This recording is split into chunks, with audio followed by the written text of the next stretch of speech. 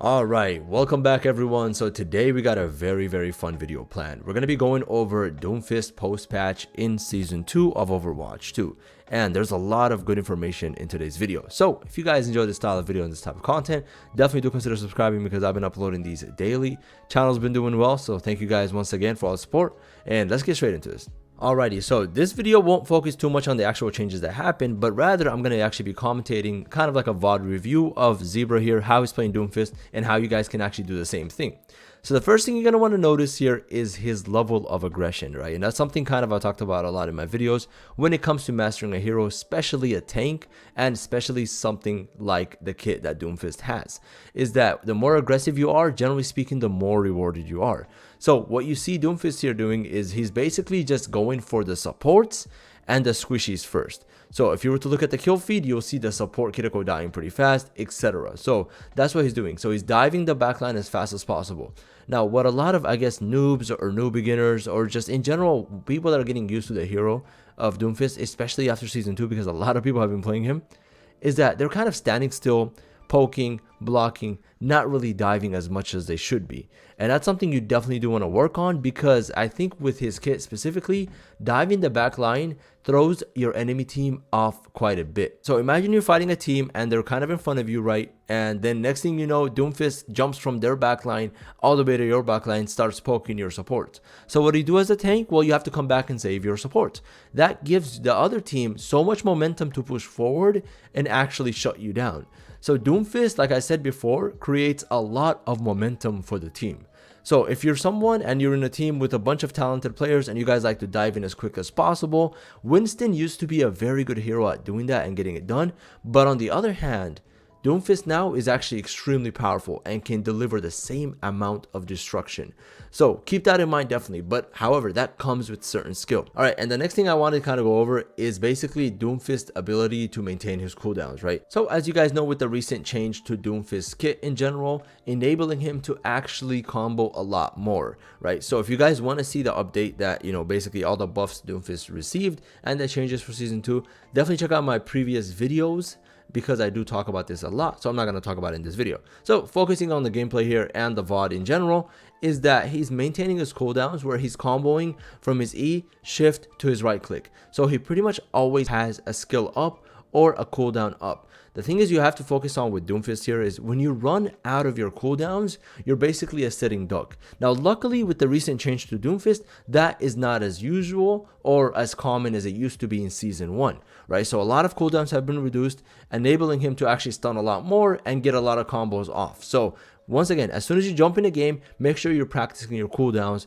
making sure that when you jump in, you have your dash to get out, you have your shift, you have your block, etc. Now, when you have your ult up, a lot of people tend to use the ult offensively, and that's not generally the correct way to go about it. You can actually use the ult defensively quite well. So when you're in a bad position, you're about to die, basically use the ult, make sure you drop on the DPS, and there you go, you have a lot more momentum to get done.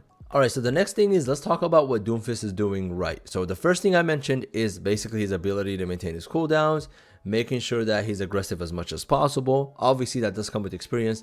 The last thing I wanted to mention is his awareness level. And this isn't just for Doomfist, but pretty much any hero that, you know, a great streamer or a talented Overwatch League player has, is that his awareness at all times. Doomfist requires a lot of mobility in the sense that you're playing almost like a Genji. Meaning you're going to be dashing in, getting that punch off, and then turning around, almost doing a 180, similar to the dash of a Genji, and then you're basically turned around and you're fighting another enemy. So you have to be aware at all times. And that's something a lot of people don't really pay attention to, is how much awareness it actually takes to play Doomfist properly. Because you're always going to be up in the enemy's face. Meaning, when you're poking from a distance or when you're jumping in on the backline of the enemy team, you have to be aware that the person you're fighting, there's an enemy right behind you. And that's typically speaking the ideal location for a Doomfist anyways.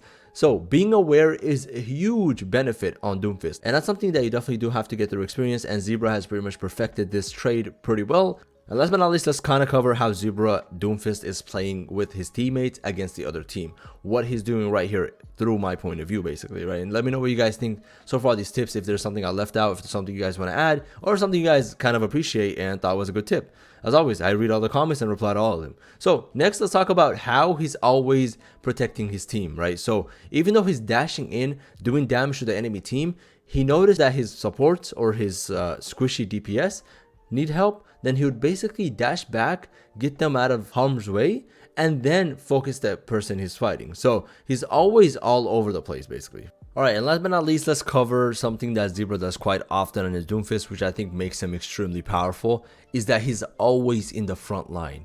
Even when he kills the enemy team and they're back in their spawn, he's always up there showing his face, poking, just getting that intimidation factor out. And that's something that just goes across the board for all tanks, but specifically for Doomfist, it is a huge plus on positive, because Doomfist, just generally speaking, creates that extra pressure when he's on the battlefield. So when you're always poking, always in the enemy face, always showing your presence, it just provides that extra intimidation factor. So if the enemy team starts to basically circle back and run away, you have that extra aggression to jump back in and push them up, because Doomfist does well when he's the aggressor. When he is basically in defense and running back and dashing back, it's not that good for Doomfist. So keep that in mind as you guys play through your games. Make sure that you are in the front line with your Doomfist as much as possible, and don't dash in too far from your team, or you might end up dead and just basically throw the game.